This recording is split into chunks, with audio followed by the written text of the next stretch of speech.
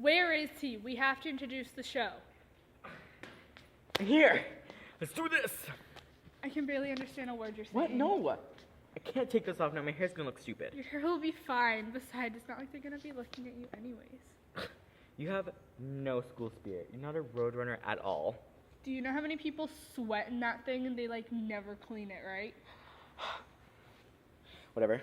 You just don't understand. We have to introduce the show.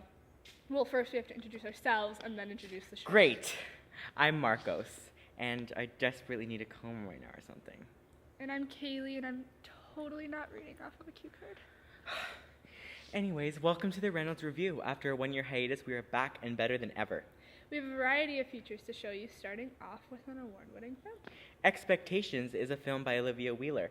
This video won the Filmcan competition in this year's Victoria Film Festival. She's graduated and is now studying music at the University of Victoria. Enjoy.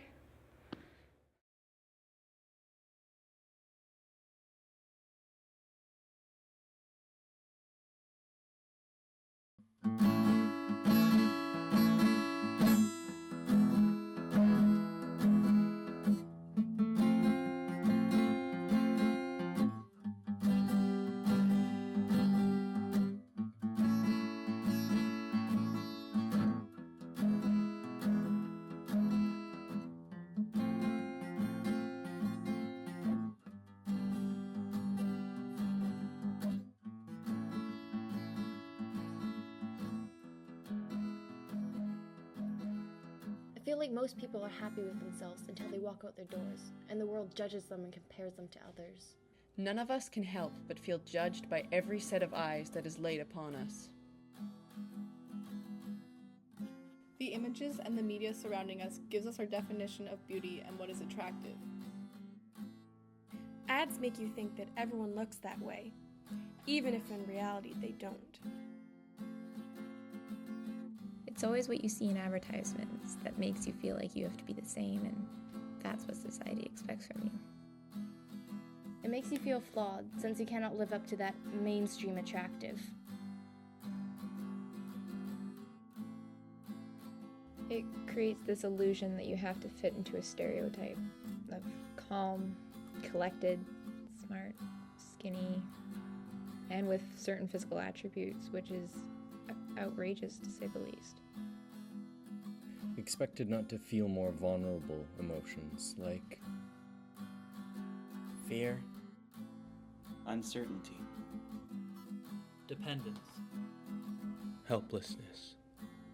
You feel like you have to know how to do everything because asking for help is bad. It's difficult to tell someone that I'm afraid. Because according to society, boys don't cry. And pretty much, as a guy, you're expected to be tall. And muscular. Now, as a kid, I was pretty chubby, so naturally that didn't go too well. Kids used to call me fat like it was a name and think nothing of it. When people jokingly tell me I've gained weight or have acne or anything like that, I feel it cut deep, even if they are joking.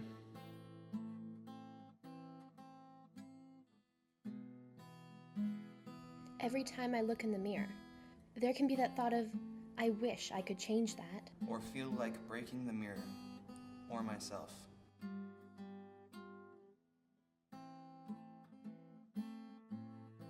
Peers can tear us down as much as media, if not more than anything else. But everyone can feel awkward in their own skin. There are moments where I can distract my mind from being abusive to myself. When someone compliments me, I have a moment of, oh, maybe I look good today. If you hear it all the time, you become more immune to it. So if it's new or different, it takes you off guard. Sometimes I can take the compliment, and sometimes I laugh it off. It can feel better coming from someone you care for a lot. Or it can even leave a greater impact on you coming from someone you don't even know.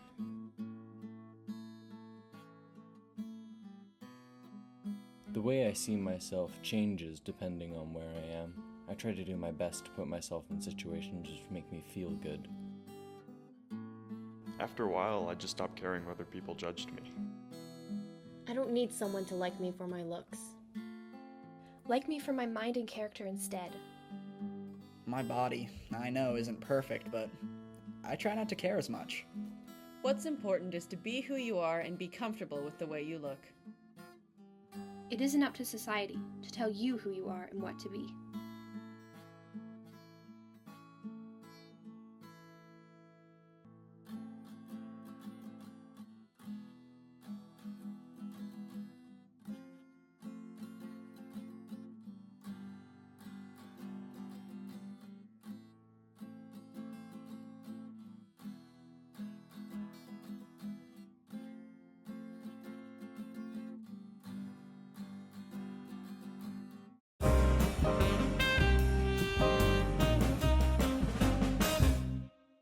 Hello, welcome to Tea Time. I am your host, Isaac, and today we have a special guest, Mr. McKean.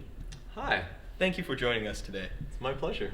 So, what made you want to become a teacher? It goes back to my earlier days when I lived up north. Mm-hmm. I'm from Nanaimo, and all the PE teachers at my school were pretty cool.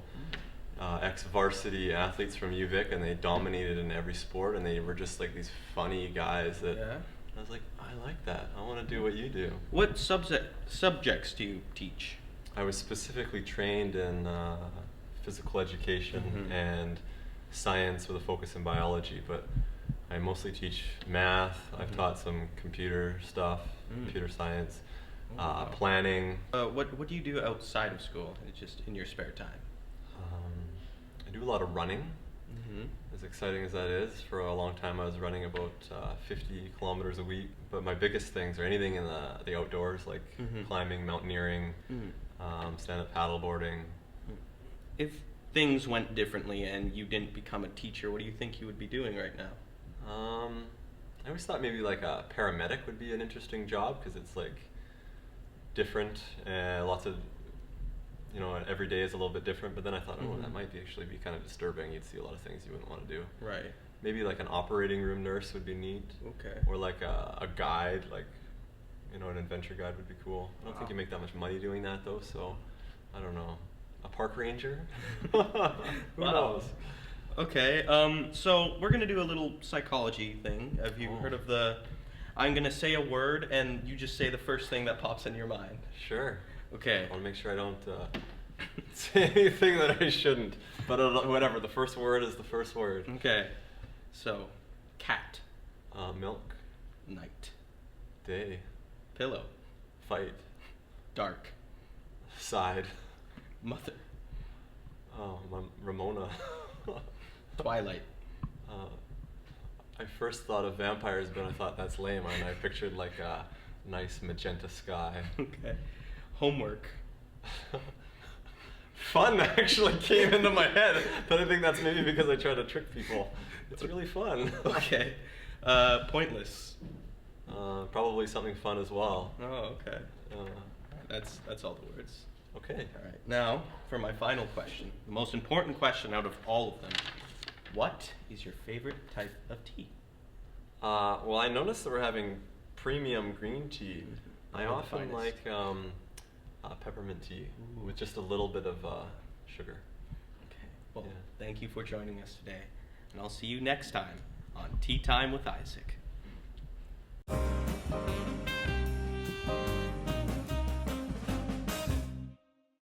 that was Tea Time with Isaac. I learned way more than I needed to about Mr. McKean.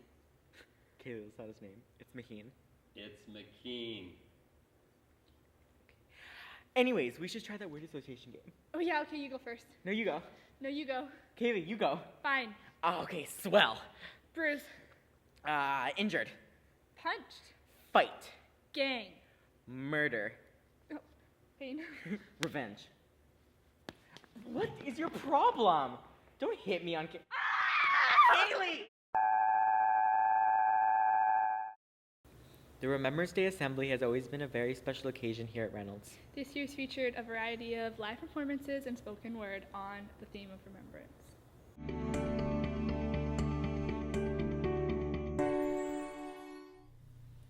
So one of the things that I learned early in my time here at Reynolds was the importance of our Remembrance Day assembly. Unlike a traditional assembly, the Remembrance Day ceremony here at Reynolds is more of a theatrical performance, and so things flow from one aspect to another without introductions or thank yous at the end. It adds some real beauty and connection to the assembly, and I think it's one of the most powerful Remembrance Day assemblies that I've been a part of.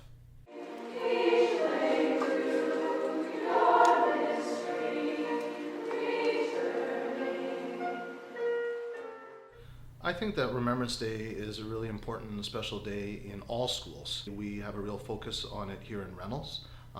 It's a day for us as educators to make sure that we help students to understand and show respect and to reflect on the sacrifices that have been made by many people before us and currently. Often students maybe take for granted the things that we have in our democratic society, and Remembrance Day is a really formal way of us as a school community being able to focus on that. Students are involved in every aspect of the Remembrance Day ceremony. There's a group of students at Reynolds known as Principals Advisory, and I get to work with this group of students throughout the year. This is a consultative group that I meet with to get ideas and bounce things off of, and we organize a number of school initiatives, help support events that are taking place, and we organize assemblies that happen in our school. And Remembrance Day is probably the biggest and most formal one that we look after. There are students involved in every aspect of the ceremony. We have our band, our choir, our senior theater. We have a spoken word group who also come and share some spoken word that they have created for our ceremony. May the bombs rust away in the bunkers, and the doomsday clock be rewound. May the solitary scientist working remember the holes in the ground. And I think that that's what helps to connect students to our ceremony so much, is that their friends or they themselves are personally involved, being MCs or reading poems. It really gives a student feeling and a student voice to our ceremony, and it really makes it that much more special. Rain whistles as it falls. Wind rips through the halls of the houses, tearing sheets from the beds, forcing sleep from the heads of the occupants. In this country, the people move from place to place as the cruel clouds give chase, as the lightning snaps, as the thunder claps. In this country, everyone runs.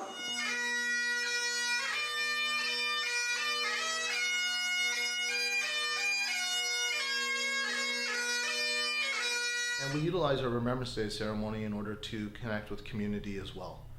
We have, for example, last year had a community member who's been very closely connected to our school over the last couple of years, who is also a war veteran. And his name is Rudy, and Rudy's attended our Remembrance Day ceremony the last 2 years, and then last year he asked if he could speak at it. And it turns out that Rudy had an amazing story to share. He was 4 years a prisoner of war during World War II. And he survived that, and he is living proof about reconciliation and forgiveness. He's made an amazing connection with our student body, and through our Remembrance Day ceremony, students are able to learn about him more. So that's one example of where we connect with our community. We also invite elected officials to come and attend our ceremony, MLAs, MPs, mayors, school board officials.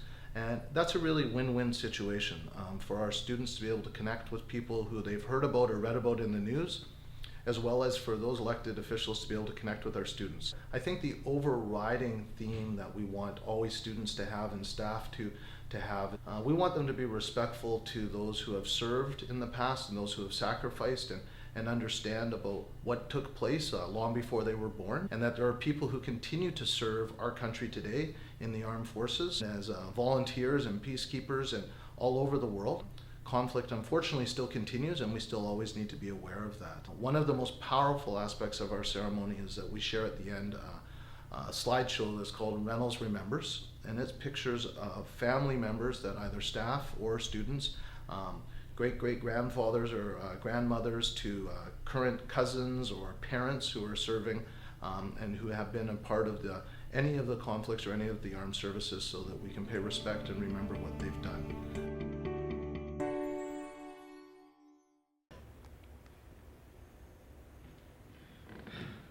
So annoying.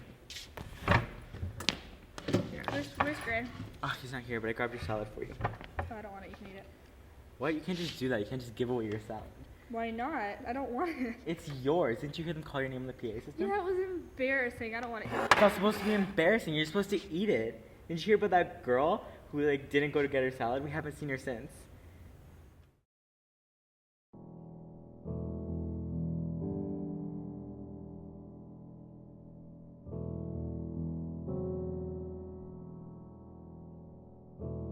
The following students have not picked up their salad. Jenny Smith, William Johnson, Tommy Williams.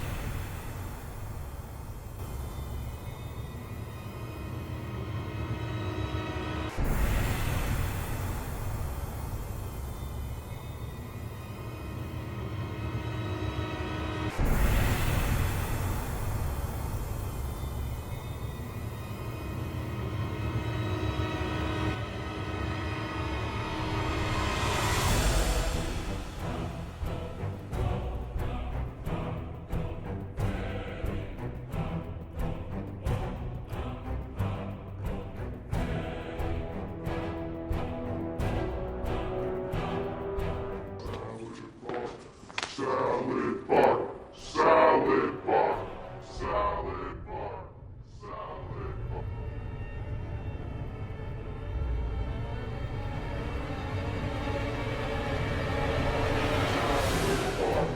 Salad bar, salad bar, salad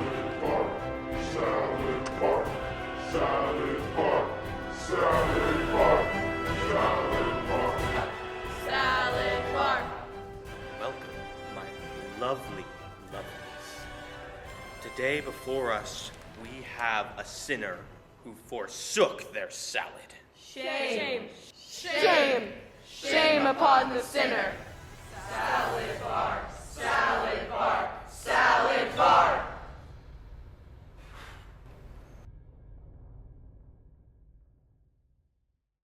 Recently, a group of Reynolds students were honored in their fundraising efforts for Cops for Cancer. We talked to a few of those students about the Youth and Philanthropy Award.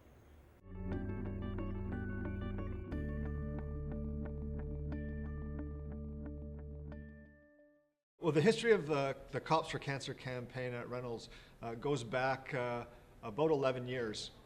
We started. It was modest beginnings. We set a goal. It's the only year we've ever set a goal. We set a goal to see if we could raise $5,000 for a during a 2-week campaign. And in that first year, we managed to raise $16,000. And so every year since 2005, what we've been doing is we've been holding a 2-week campaign where the student body does everything from car washes to bake sales to our biggest campaign fundraiser, which is the giant head shave. And I would say that probably over the course of the last decade, we've shaved more than 1,000 heads in the gym. Typically, we have more than 100 students and staff members shave their head every year, and we say that the campaign now is woven into the social fabric of the school. I knew that Reynolds did the whole head shave, and I kind of knew that it was kind of a big deal, but I didn't really realize until I got here just how big of a deal it was. It's something that's interwoven between all the students and staff and even the community, and it's really interesting, and I think it's really neat. The grade 9 girls my year, there was I think like 10 or 11 of us, and we all shaved our head and to get to a new school and to just be like, well, here goes all my hair, because it's so much of part of our image and how we see ourselves as part of our hair. And I think it's really great that it goes to a great cause, and I think that Reynolds is a really neat school for doing this. Well, my mom got cancer when I was in grade 4, and I decided then that I was going to start growing out my hair because it was around the length that it's at now. And when I came to Reynolds, I had a group of friends, and we had all kind of decided to shave our heads. And I was, on the day that it happened, like, I was ready to part with my hair because I'd had it for so long and I'd been prepared to get rid of it. So it was really long. It was down to just below my waist. It was heavy. It used to drag me under when I was swimming. So when I got rid of it, it was so exciting. The energy in the gym was crazy. I was like laughing. I had different friends coming up, cutting off parts of my hair. I had my Nana and Papa coming up and cutting off my hair. My mom was there. Everyone was taking photos. And then when it was all gone, it was so, like, my head felt so light. It was so light. And it was so weird. And I could not stop touching my head because it was the weirdest feeling. And it was a really fun day. And it was so worth it. Like, I don't regret it at all. I love my hair now, but, you know, like, I was ready to give it to someone else at the time.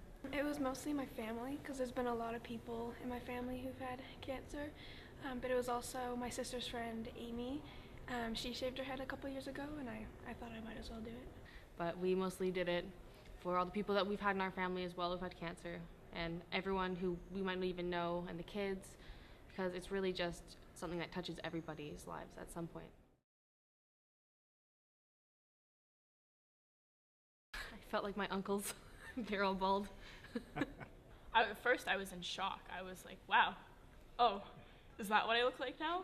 But after a while, I got used to kind of the weird looks that you'd get in a bus. But at Reynolds, you're kind of like walking down the hall and you see somebody else with a shaved head and they come up and feel your head, and it's really, you're accepted as shaving your head here, and it's really cool. I don't know, it wasn't as weird as I thought it was going to be in a way. Like, I thought it could be really cold. People always say that your head gets really cold, but it wasn't really like that for me. Well, after I shaved my head, my uncle was there, who is a bald man, proud of it, and my mom got a picture of the both of us in our baldness, and then at the next family reunion, I think was Thanksgiving, we just had all of these bald heads, and then there's little me in grade 9 just sat next to all these middle-aged men with their bald heads.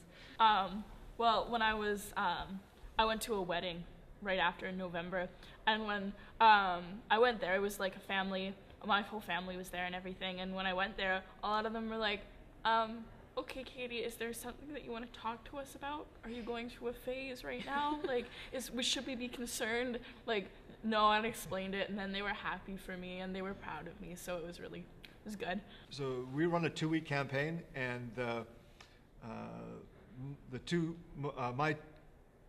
my most favorite days of the year are the Thursday and the Friday. The Thursday is the giant head shave, and there's as many as 1,000 people in the gym at lunch hour, while more than 100 people are getting their head shaved, and so that's a pretty cool feel. But then the following day, the Friday, that's when the Tour de Rock riders ride into the school, and that's always a very celebratory day.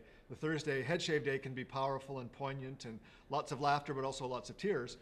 And on the Friday, it's the day where we get to present the big check to the riders when they come in. And now the campaign really runs deep in our school, and so it's great because it does a lot for our school, and the kids in the community they really respond well to what's being asked of them, and we really want them to be good citizens. But at the end of the day, it is also about raising money, and so it's great for us to be able to turn over a big check. And over the course of the last decade or so, we've raised almost $660,000, and we often talk about how hard it is to raise $100, and so we really understand what kind of a profound commitment is required to, we talk about one cupcake at a time. And so it's great when we turn the check over and the riders are standing there, because it's, the gym kind of shakes in its foundations. You can feel maybe the roof might come off this place.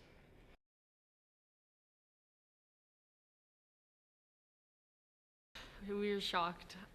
It was just crazy. We knew that we do a lot for the community, but it's just so crazy to think that you're going to get recognized for that. And just even being in that room with so many amazing and influential people, and going up there and talking about your causes and having them listen, that was just an all-around amazing experience. So we weren't expecting it at all. We were just very, very, very surprised when our name got called.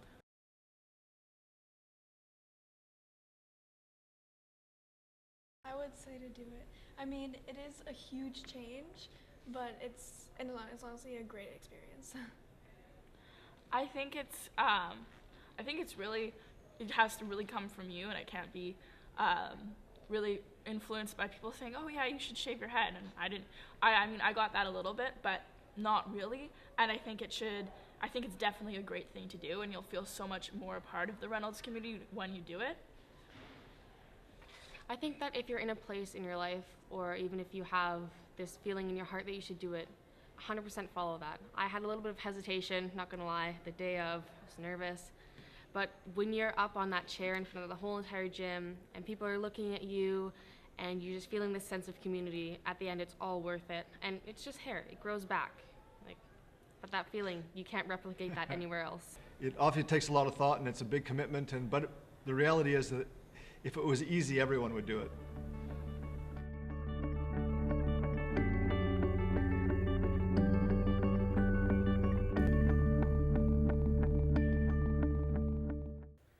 So that was our show. Thank you for watching. For our next episode, we're going to have a feature on the spring musical Grease.